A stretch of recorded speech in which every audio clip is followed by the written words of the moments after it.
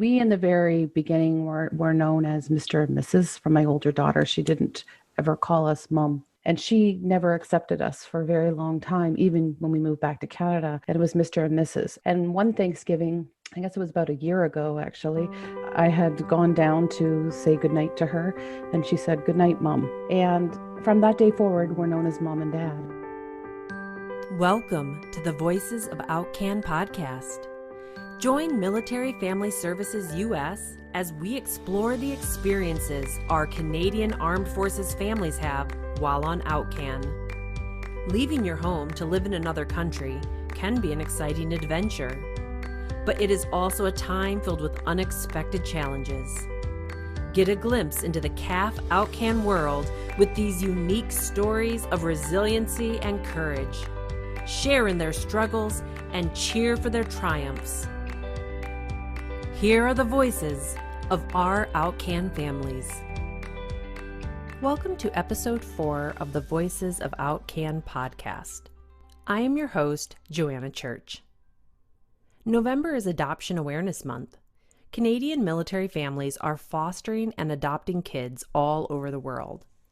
Along with last week's episode and today's, we share 2 stories of families who adopted while OUTCAN US. Join us for today's story of a family who went from 2 kids to 6 kids overnight when they adopted a sibling group of 4 girls. Please note that MFS US does not endorse or promote OUTCAN adoptions and is not able to provide guidance or support to a family choosing to foster or adopt. These 2 special episodes are to highlight 2 families who made this decision and journey on their own. On last week's episode, we spoke with an OUTCAN adoptive family who was still in the United States. Today's couple, Lewis and Tammy Kingston, started their adoption journey a little over 4 years ago while they were stationed in beautiful San Diego, California. It was there that their family of 4, which included themselves and their 2 boys, expanded to a family of 8 when they adopted 4 sisters from the California foster care system. They have since returned to Canada with their much larger family and have agreed to share their adventure story with us. And what an adventure it has been. Tammy and Lewis, thanks so much for joining us today. Thank you for having us, Joanna. Good to be here. All right, let's just jump right in. Tammy, I remember about 5 or 6 years ago now when you and Lewis got on a virtual meeting with Sean and I to ask about our adoption of Dion. And at that time, you said you were thinking about expanding your family by 1, maybe 2 kids at the most. And I remember about a year later when I got the call from you saying, "Joanna, we got a call from a social worker. They have a sibling group of 4 sisters ranging in age from, what was it at the time, 7 to 13? Yes, that's correct. Yes. 7 to 11, I think. 13. Leticia was 7, 9, yeah. See, there's so many kids, they can't even remember. Yeah, exactly. Nor their names. No, Tammy's right, 13. So which of you took that phone call? So that was me. I received the phone call when it came in. So tell me, what started going on in your mind when you hung up that phone? Wow. That was really what was going on in my mind. And this was a journey that we actually had talked about for over 15 years. And it was just never able to do it simply with the deployments and things that were happening and the moves across Canada and then into OUTCAN in the United States. And so when it was real and it was the phone call that, we have 4 girls and they're ready to be adopted now, it really sort of took me back. It was like, wow, this is really happening. And my wheels were turning and it was really exciting. And it was it was scary and all of those sort of emotions. So after I took that phone call, I remember, saying, I just need a moment and I'll be, we'll be able to respond. And I remember calling Lewis at work and Lewis, what would you say when I called you at work? And I said, we just received the phone call from the social worker. There's 4 girls that are ready to be adopted. So I guess it becomes a bit of my story now. I got to give you a little bit of context as to why it turned out like that. They have to live with you as foster kids for 6 months before you can move towards adoption. And we needed to find kids that were totally free from the legal system to adopt. at the time, it was December or late November of 2016, and we knew that we were leaving the US in the summer of 17. So we knew that we were kind of at the end of the line here for time, and this was our shot.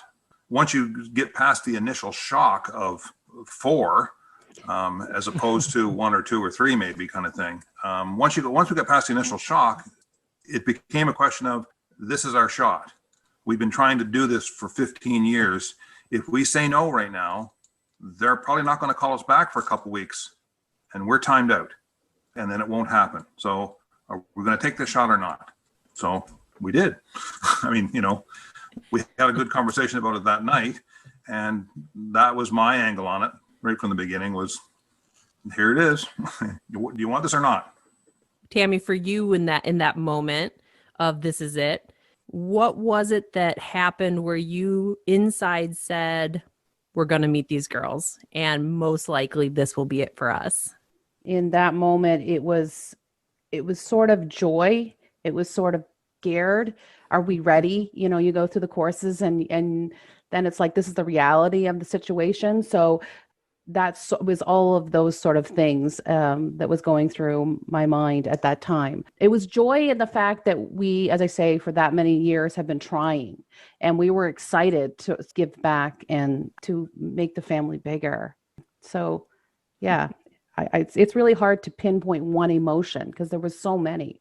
100. But I also would like to say that we also had a lot of trust in each other. Like Lewis and I had many, many years and many, many, many conversations, whether we were ready to take on more children. And so it really was a decision that we had decided together and worked through together.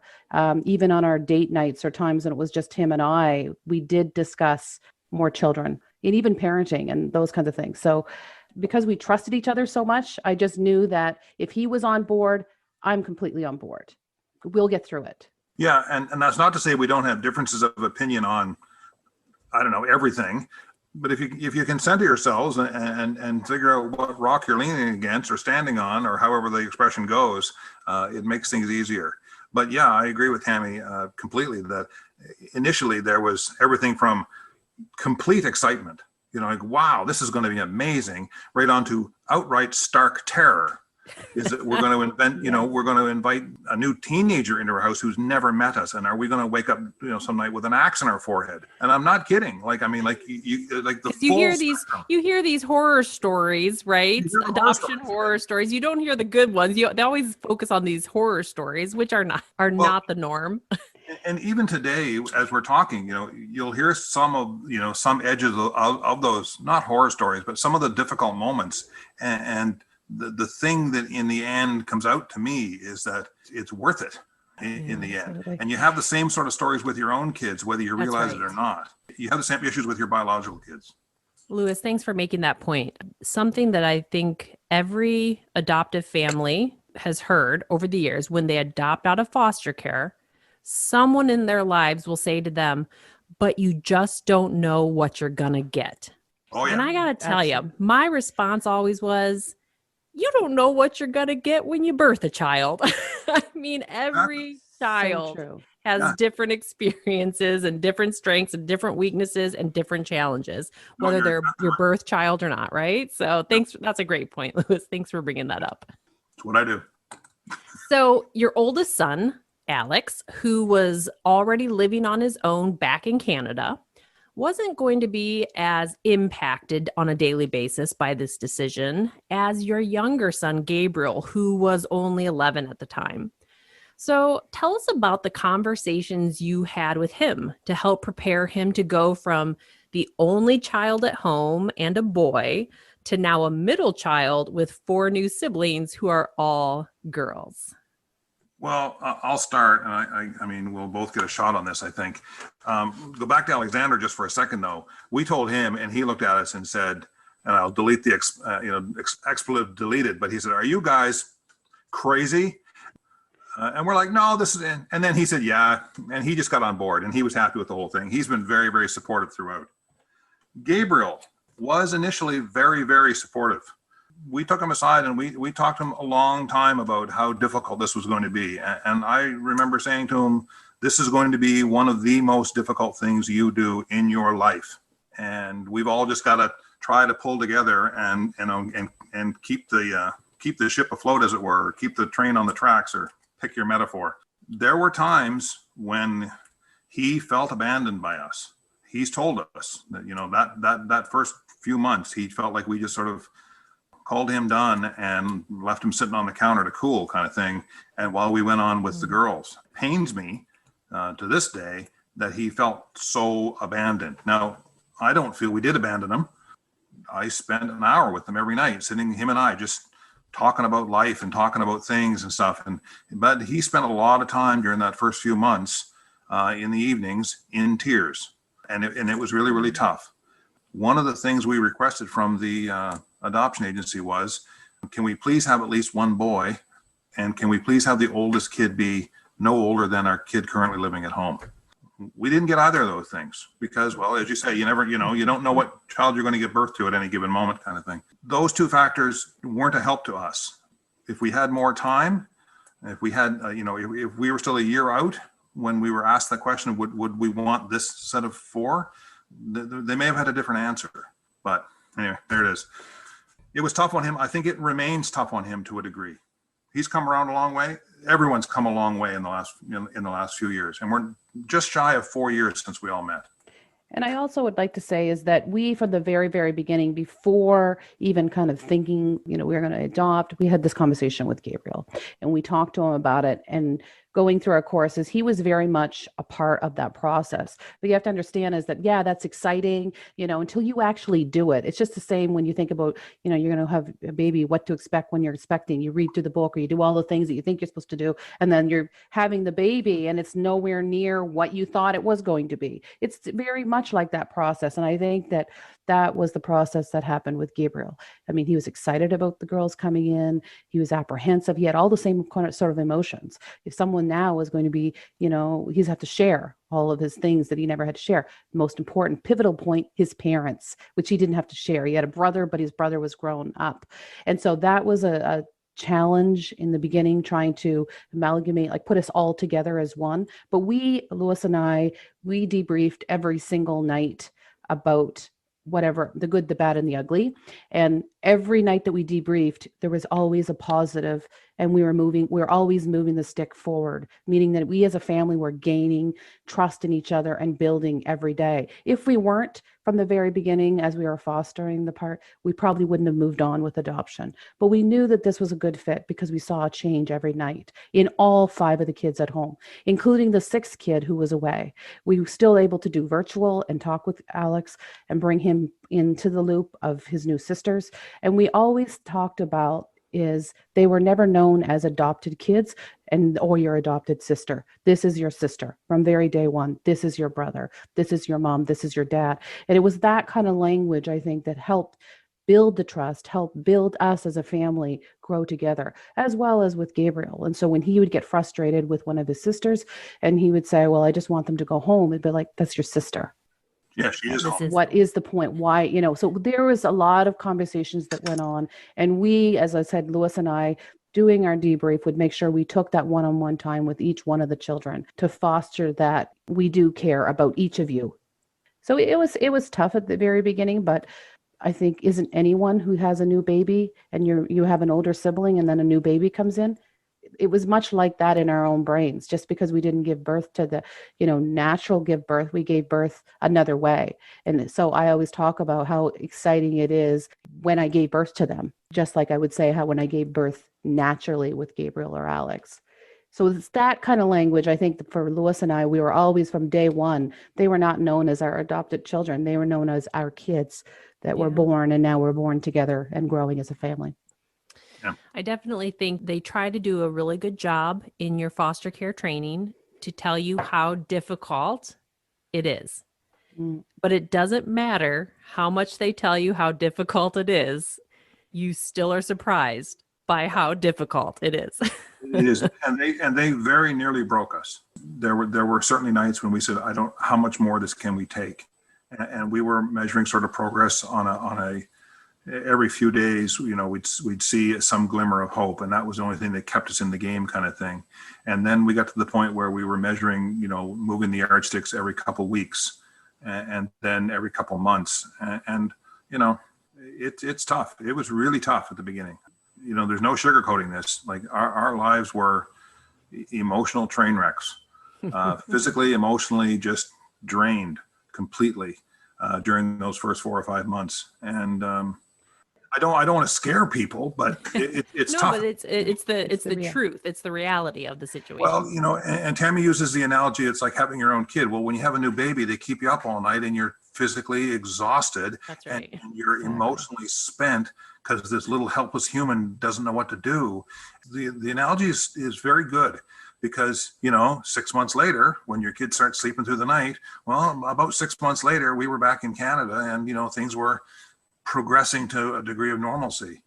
It's not, I guess, not like you see on TV where, it's like, they're all excited to meet their new mommy and daddy. And then they come home and you have these like perfect little beautiful little children, and they're running around doing their little childhood things. And then you go, wow, isn't this great?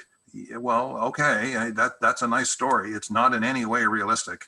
And you don't expect it with a birth child. Why on earth would you expect it with a foster kid? But I also like to say is that I think our time for Lewis and I sort of building up to our trust in each other, like for Lewis and I mean, we have a fairly strong relationship, and I mean, we have ups and downs, like every couple, but I think that it was one of those things that talking about the good, the bad, and the ugly, we talked about those things with each other, for the day. And so we always tried to keep us grounded as a couple, which also helped the children feel like, okay, they're feeling like they fit in. That's what I would say with that point.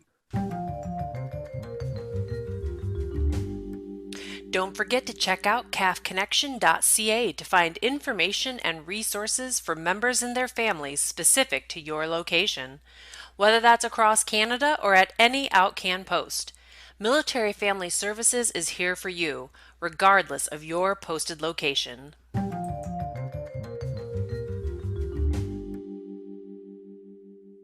Lewis, over the course of your and Tammy's 29 years of marriage and your 29 years of service with the Canadian Navy, you spent a good chunk of those years traveling and away from home. You moved back to Canada and retired as a lieutenant commander 7 months or so after the girls came to live with you. So for the first few years after the adoption, it was a bit of a role reversal with Tammy working and you being home during the day with all of these kids. So what was that like for you? Did you discipline them with push-ups and cleaning the heads? You had to stick with that military theme, or what'd you do? No, not at all. No, and I think Cam would agree with me on this. I rather enjoyed the whole time. I actually have a good time with them all. I'm not the heavy. And I told her way back at the beginning when we had our first couple kids, I said, I'm not going to be the heavy. Don't even ask me. I'm Give not going mom the hard job, huh? No, I'm not going to go away for 6 months and then come home and be the heavy. My kids will hate me. And that's not that it's about being liked, but I'm not the heavy. I had fun with them, and I don't mind doing the things around the house. I don't mind chasing the kids around. I can keep myself afloat with cooking and vacuuming and doing things. And Tammy will attest to this. Like, things don't completely fall apart when she stops. I was Mr. Mom for the last couple of years, really. And I think things are okay. Like no push-ups, huh? Are all the whites in our house a little bit gray now because I just stuff them all in the wash machine all at the same time? Probably. But you know what? There's a lot worse things in the world to worry about than how white your whites are. Very true. Have I shrunk a couple sweaters over the years? Probably, but I think we do okay here. Now, when COVID hit, Lewis decided to rejoin the reserves to continue serving where he could. Tammy, how have you and Lewis worked to keep balance in your lives and in your marriage with all of the kids and their unique needs and challenges and demands on your time and your emotions, and both of you working full time? Yeah, Joanna, that's a great question. And so I think it kind of goes back to, we sort of really try to center ourselves. We try to center ourselves individually as well as a couple. And how we do that is on Friday nights we call it date night. And so it might be Lewis who picks what we're going to do. and I have no idea what we're doing, or it might be me. And neither one of us can complain about what each other has picked. We just go along with it. It allows us to have that sort of time where we're focusing on each other, what we need to do, and sort of talk about, and that debrief as well, how things went that week, whether it was parenting or whatever it might be, or maybe I was a little bit crabby, like, or not so nice, in my tone, because I'm exhausted and there's been a lot of different things, and it doesn't mean it's an excuse. And so he always grounds me and says, Tammy, your tone this week when you were parenting the kids really came off as not so nice. And so it sort of grounds me to kind of rethink how I can better articulate what I want to say. I would just say our date nights has been very, really important. It helps us focus on each other.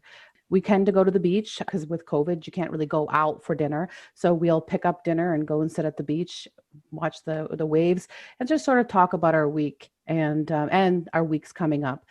I really love how you just said that there's maybe a disagreement in style of parenting that week. You take it to a private conversation that you have private from the kids. And I really like that. Do you feel that that's an important thing to do, especially with the kids being adopted and all of the challenges that they're bringing in? Do you feel that it's sort of an important factor in maintaining your guys' relationship with each other and with them? Absolutely. So that's something that we started very early on when we had our first son. And it was prior to us having Alex, actually, when we got married. And prior to even getting married, we dated for 3 years and we talked about children and how, making sure we were on the same page as we go to parent. And our parenting styles are completely different. To be perfectly honest, they're completely different. But it was never you're wrong or I'm right. Those kinds of things that we would say to each other, we need to go for a drive. And we would go for a drive and talk about whatever it might be that we need to talk about. So the kids didn't hear us because, as you know, their little ears, they hear parts of conversation and it's upsetting to them. It's upsetting for them to see their parents upset. And they also start to feel like they were the ones that made you upset and they're feeling guilty. And so we do. Yeah. So we take our conversations outside the house. We go for our drives a lot. When we have the moments, because the kids are older now, we can leave them and we'll say, okay, we need to go for a drive, and we will discuss what we need to discuss. And I may not agree with what Louis is going to say. He may not necessarily agree with what I'm going to say, but at the end of it, we've made a decision and that's our decision and we stick by it. Are we right? Maybe not, but that was the decision at the time. We did the best we could with what we had. That's sort of what we work out, and we talk to other parents to try and help us, guide us, because it takes a village that raise a child. I like that. We do the best we can with what we've got. Yeah, I'll pick up on a couple of points Tammy made there, and back to your question about is that important with their adopted kids? I think it's just important with kids.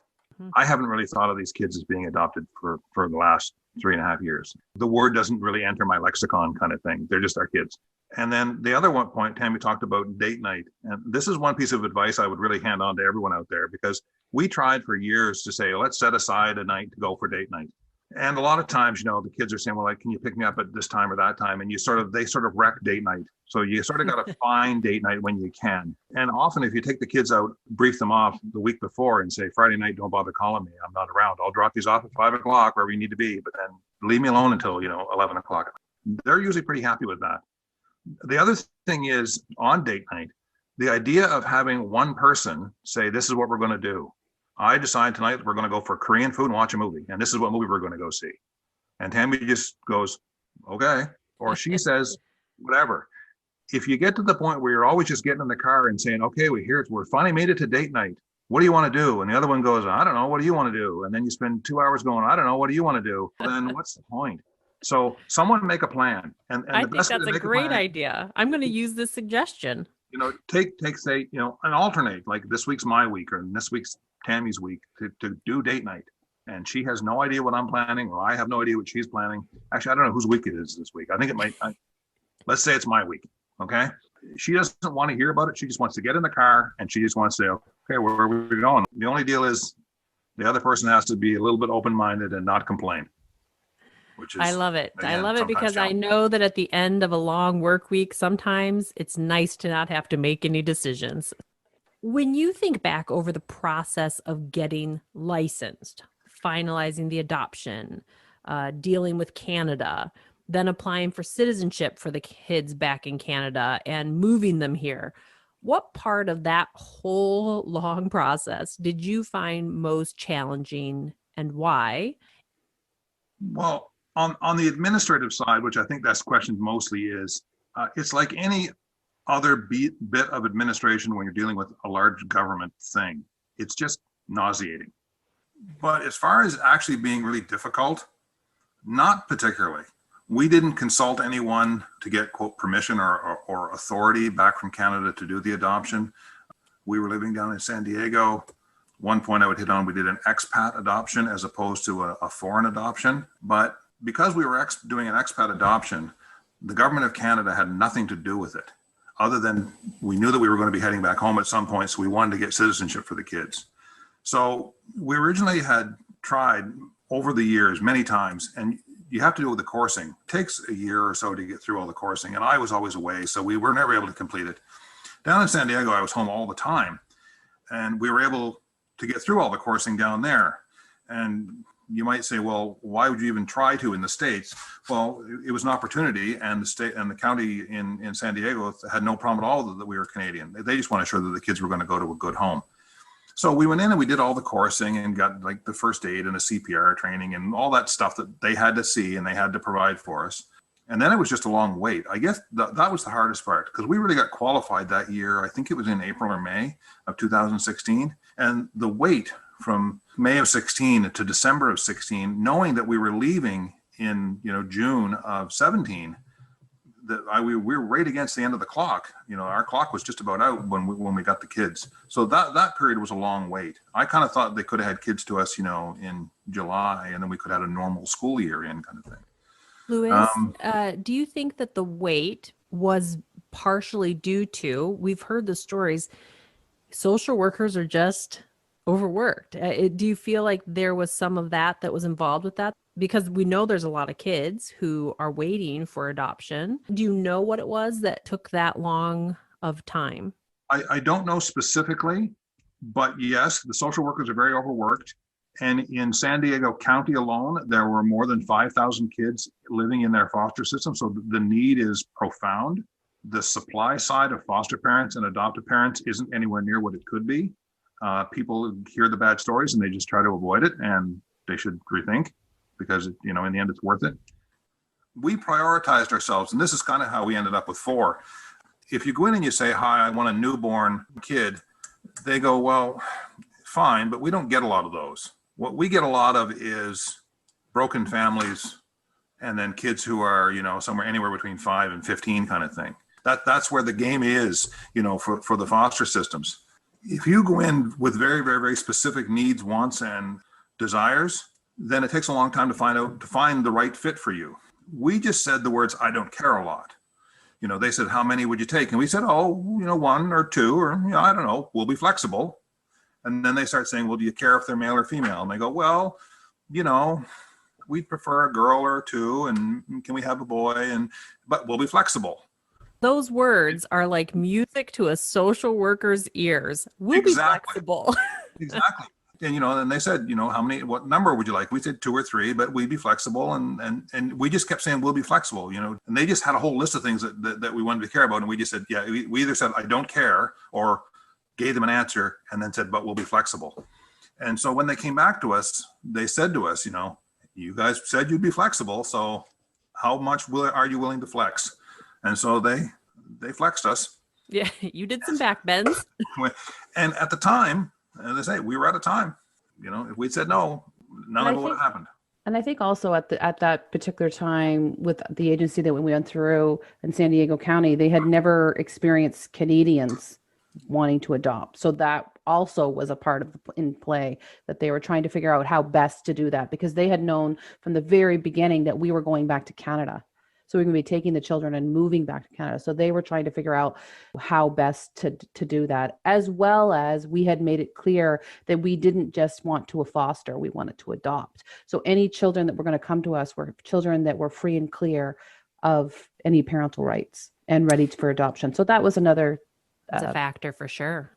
There's multiple stages that kids have to go through, and we needed kids that were completely through the complete system, and we're now wards of the state and available to us, because it would have been a nightmare for us to get 5 or 6 months in and then have biological parents show up and say, well, we're going to reassert our rights that they now can, and then it would have derailed everything. So we needed kids that were completely free and clear.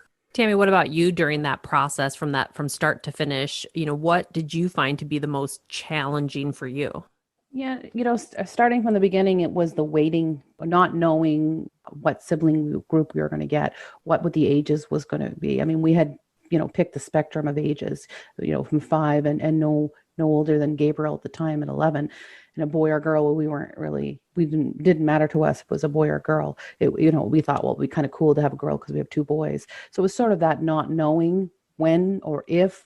That was sort of, I guess, the challenging times. And it's a lot of effort and a lot of mental energy that we put into the coursing and to getting qualified. So to possibly think, well, this might not happen for us. That was sort of challenging in the beginning too. So, so I think it goes back to that phone call when it did come in. It was like, wow, okay, this is real. This is reality. Yeah, I love it. Lewis, can you share one moment in those first few months after the girls moved in with you, where you were confronted with the impact of their life's experience up to that moment and what these girls had been through in their short lives? One night, Leticia and I took a walk. She needed to get out of the house. I said, come on, let's go for a walk. And I knew that something was up, and she was really upset about something. And she just went. We walked around our neighborhood where we lived in San Diego, and it was the middle of the winter, so it was 22 degrees out and sunny, and it was perfect. And she got, I don't know, she walked along, and we talked about life and stuff. And then she sat down on the edge of the curb, and she just bawled her eyes out, because everyone in her whole life had been lying to her for her whole life up to that point. And, you're just crushed by the whole thing. And, I'm sitting there beside her, and you can't put your arm around her because she's not there yet, but you try to sit in next to her so your shoulders are at least touching, and she's a little bit, you can only apply about half a pound of pressure on her or before she starts pulling away. And she's literally just complete train wreck, emotionally, and she's just utterly shattered. And I felt so bad for her at that point. Her and I have come a long way, in our personal view of each other, because she hated us at the start, or she at least expressed that she hated us. I don't think she ever really did, but she certainly expressed it quite a lot. That one stands out for me. Tammy, what about you? Is there a moment in your mind with the girls or with Gabriel, with you and Lewis, where the magnitude of what you were undertaking just hit you? And I don't even, maybe even make you question, did we make the right decision? Yeah, you speak of one moment. There were several moments, on the journey. So to really sort of think, okay, one moment, it's really hard to think about one moment, but the magnitude of them all needing my attention all at once and having to be able to kind of go, who do I give first? Because if I go to Gabriel, then it would be foreseen that, it's, biological son, we're just your adopted kid or foster kid, there's that sort of perception. If I go to Leticia, well, you're favoring Harry. So it was really trying to figure out the balance of who do I give the attention to first, and then how I do that, and making sure that it was even, seen as even and not favoring one over the other. And so that was a lot, because I was used to only just having one kid at home. And so he got all my attention all the time. So I think it was just that at night, it was just, you're spinning because you're running from one to another kid. And then it's back to the attention that Lewis and I would need to spend with each other. As I say, that debrief. And it was exhausting. I would add to that anyone with multiple kids knows that every kid in the house is acutely aware of everything that every other kid in the house gets, be it time or effort or money or just anything. Yeah, bigger cookie. You made chocolate chip cookie. Laundry. You did all of our laundry today, but you did their laundry first. You're like, what? Like, who cares? And every little thing gets picked up on. So true. In the years since the adoption, can you each share one moment, one conversation, one touch that let you know that there was healing happening in these girls' hearts and that they were starting to really integrate into your family emotionally? I would say for me, it still stands out in my mind, and I remember it so clearly, is that we in the very beginning were known as Mr. and Mrs. from my older daughter. She didn't ever call us mom. The others did call us mom. And I had asked us when they came, can we call you mom? You know, it made my heart so happy to know that they want me to be their mom. And she never accepted us for a very long time, even when we moved back to Canada. And it was Mr. and Mrs. And so I never really liked being called Mr. or Mrs., but I accepted that was what she felt comfortable calling us. And one Thanksgiving, I guess it was about a year ago, actually, I had gone down to say goodnight to her, and she said, "Good night, Mom." And I walked upstairs because we had done Thanksgiving together with Alex, my older son. And he's like, "Mom, what's up? You look as white as a ghost." And I said, "Leticia just called me mom." And he said, "You need to go down there and you need to tell her how important that was. You know, what she did was really important." And I was like, "What?" And he's, "Don't go." So I did. And from that day forward, we're known as mom and dad. So that was the moment that I went, whoa, we've stepped over another boundary to the fact that she is feeling comfortable and trusting us and for me to be her mom. So that to me was, like I say, it's still a moment that it's a very emotional moment and lots of joy. Tammy, that took almost 3 years. Yeah. Yes. Almost 3 years. We were known as Mr. or Mrs. up until then. And we just, even though, as I said, I didn't like it, I never voiced it to her that I didn't like it because that's what she felt comfortable calling me. But it was tough. It was really tough if you're out somewhere and all the other kids are mom, dad, and then it's like Mr. or Mrs. It makes you feel like a stranger. Why she did it on that Thanksgiving, then when it was a time for her, I'm not really sure. But that was a shift in her mindset, as well as us connecting as a family, as mother-daughter. So it's incredible. And as I say now, I'm known as mom. It's amazing. Well, you proved to her that you were mom and dad. Yeah. And I think for her to us as well, that she's our daughter. Lewis, what about you? Same kid, sorry. That's okay. The teens are the hardest. She was the hardest nut to crack. There's no doubt about it. I say to people, it's almost like she was like walling herself in, and she was just putting bricks in, and she was like, putting another course of bricks in. And we caught her when she was just about 4 bricks shy from being completely walled in. And we started shaking the bricks out one at a time and pulling them down. And you got to get down, so far before you're at a point where you can really trust each other and take the wall down completely. She plays soccer. We saved up and we, with her team, did a lot of bottle drives and stuff. And it was out doing the work and all that stuff. And I was very keen because I was the one who got lucky enough to go with her on her soccer trip. And we went to Paris. We went to Paris for 11 days. And it wasn't father and daughter trip to Paris. It was soccer team trip to Paris. But there was an awful lot of father-daughter time in the thing. And 2 little stories come out of Paris. One, like I think it was our first morning there. We were completely in the wrong time zone. So it's about 5 o'clock in the morning and we're wandering around the streets of Paris because neither one of us could sleep. And she turned to me and she said, "I'm really happy." I didn't accept the answer. I said to her, "Yeah, right. I bet you are. We're walking around the streets of Paris at 5 o'clock in the morning, smelling all the morning bakeries and stuff. And of course you're happy." And she said, No, that's not quite what I meant. And I said, "Well, what is it that you mean exactly?" And she didn't really answer. So I answered for her. And I said to her, "Is it that you've looked at your life over the last couple of years and you think you're kind of happy that where you ended up and that you have a bit of a future?" And she said, "Yeah, that's kind of what I meant." And I said, "Okay, you've already paid the price of admission for the trip to Europe, kind of thing. That was really good." And then we played our 3 or 4 games of soccer or whatever it was. And we're the pickup team from Souk. So we got eliminated very, very quickly at the European tournament. That was great because we ended up with 6 or 7 days just to wander around Paris and do whatever the hell we wanted to do. And that's what we did every day. And I'm very comfortable with subways and big cities and all that stuff. So that's what I did.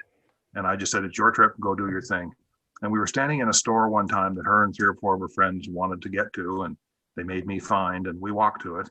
And she's in the back with all of her girlfriends trying stuff on, and they're all saying to her how great it is that her dad will come out and do this stuff with her, because none of them have that. Their dad would be outside on the sidewalk and wouldn't be in here helping at all. And she came out and This was only just after having received our first actual hugs, were like only like 6 weeks previous at Mother's Day kind of thing. And she came out, and there in public, in front of all her friends, came over and gave me a great big hug again. And, and told me this story about how, how great all of her friends thought I was because I was here actually helping her do this stuff. And so those are two real moments that really stand out for me with her.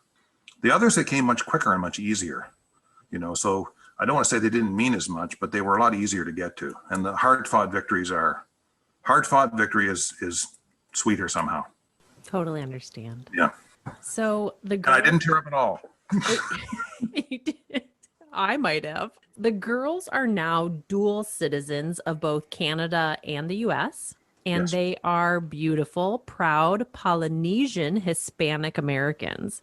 And they still do have some biological family members living in California. So, Tammy, how do you help them stay connected to their birth country, their ethnic heritage, and their birth family?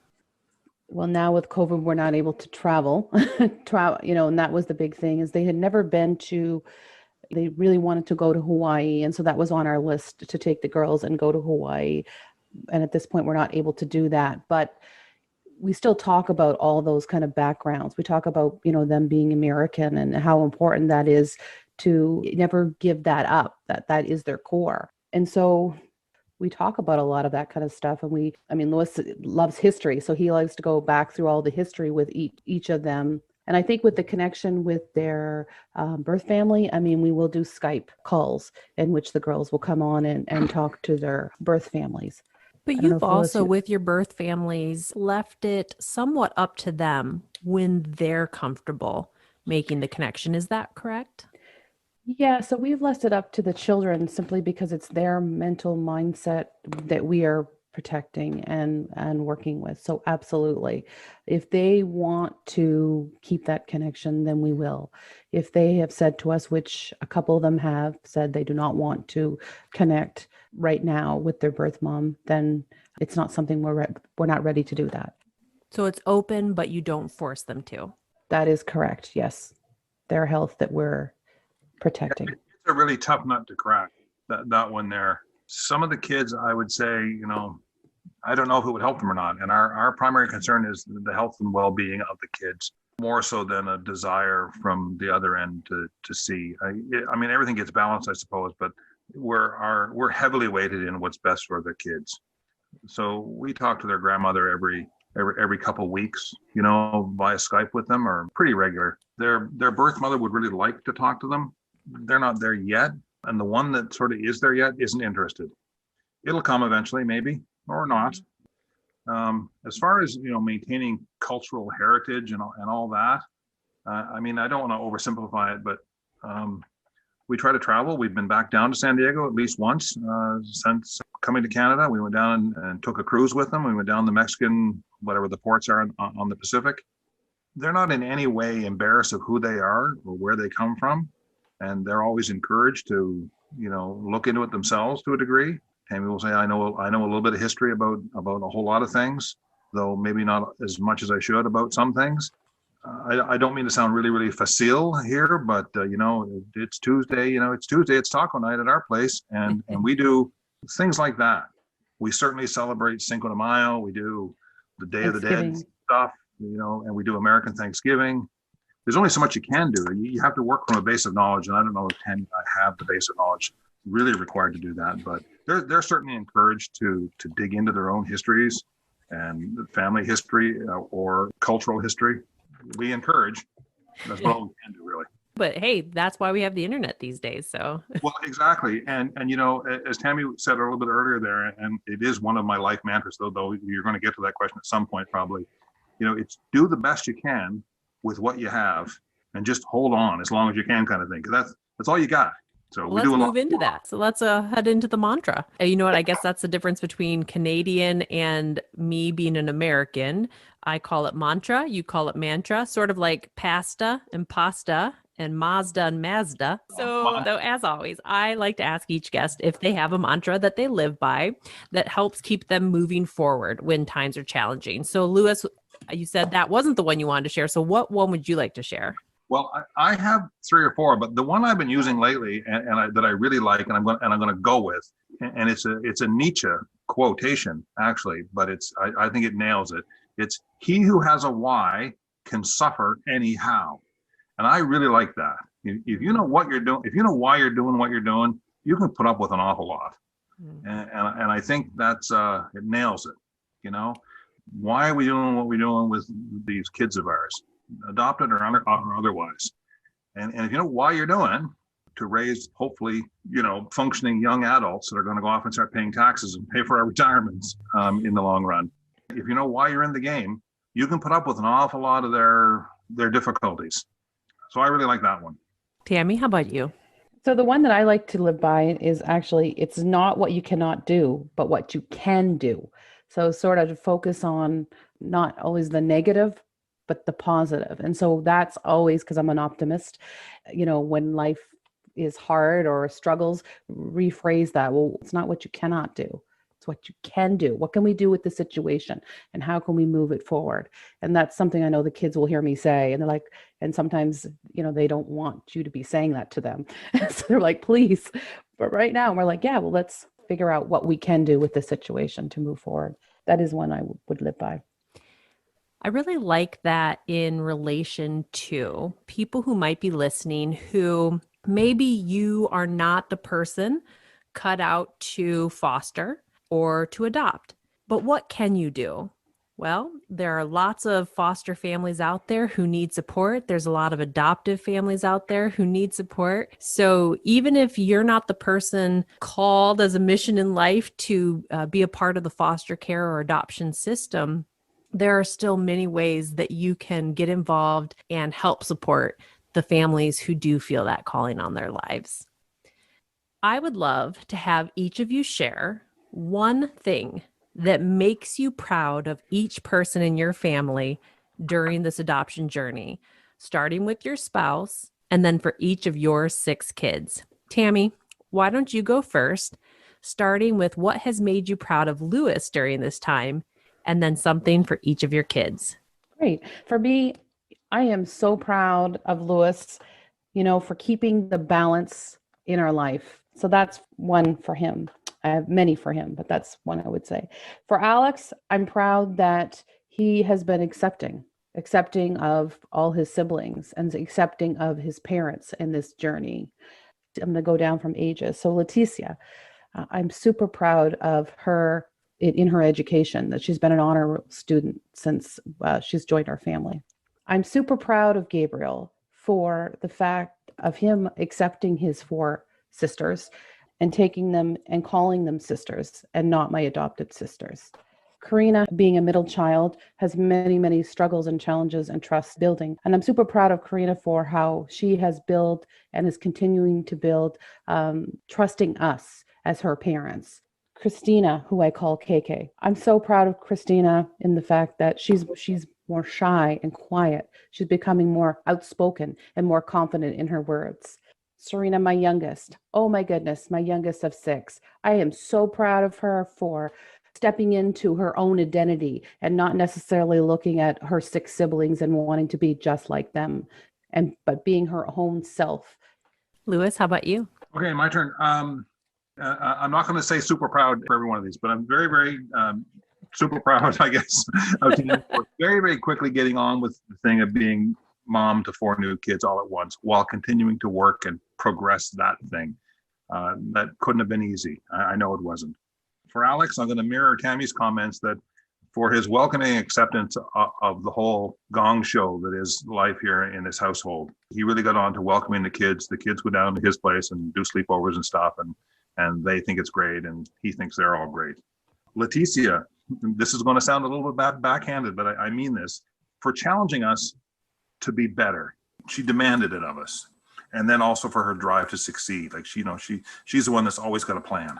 For Gabe, for his resilience, because at the front end, and maybe even in an ongoing way, he's putting up with an awful lot sometimes, and he's sort of toughed it out and turning into, the sharp-looking young man and getting on with life.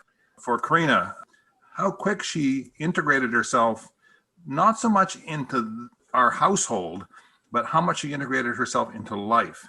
She got here, she found friends, and she just grabbed it by the horns, as it were, and just got on with, doing that. And you know how important the friend group is. And I don't have a separate point for each of the two little ones, KK and Serena. But for them, what I'm really happy about with them was how quickly they became part of the household. Like literally within a few weeks of them first moving in, they were the first ones that just sort of got on with it. And whether it was young, malleable minds or not, I don't know. But I was very, very happy that they very, very quickly, it was mom and dad, and it was what time we doing this and how we doing this, and not a whole lot of pushback from them. Younger, scared maybe, I don't know, but whatever it was, they just got on with it and became very, very quickly members of the family. That's it. Thank you for sharing those. No, I love it. And I think, as we talked about, you hear so much negative in TV shows, on the news about fostering kids.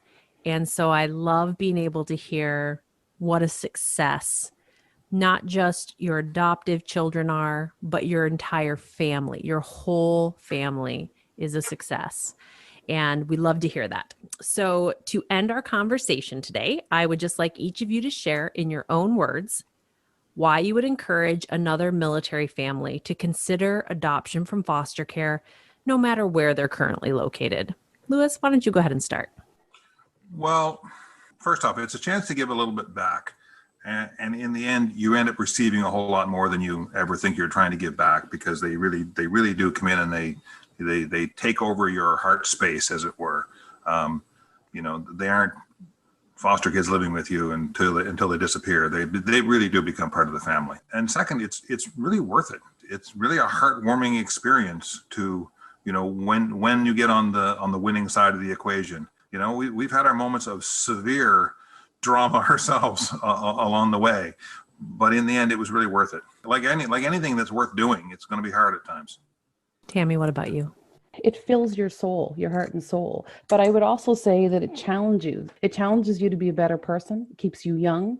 As military families, we move and we're used to all of these sort of not being in control of our own things and our own environments at times. So I think in this sort of thing, adopting the children, and it's weird because I still don't think of it as adopting. I think of it as I gave birth to them. And so just like I would normally, adding to my family. So to say anyone out there that's interested in, adding to their family and giving birth in this particular way, I would say to them, it fills your soul.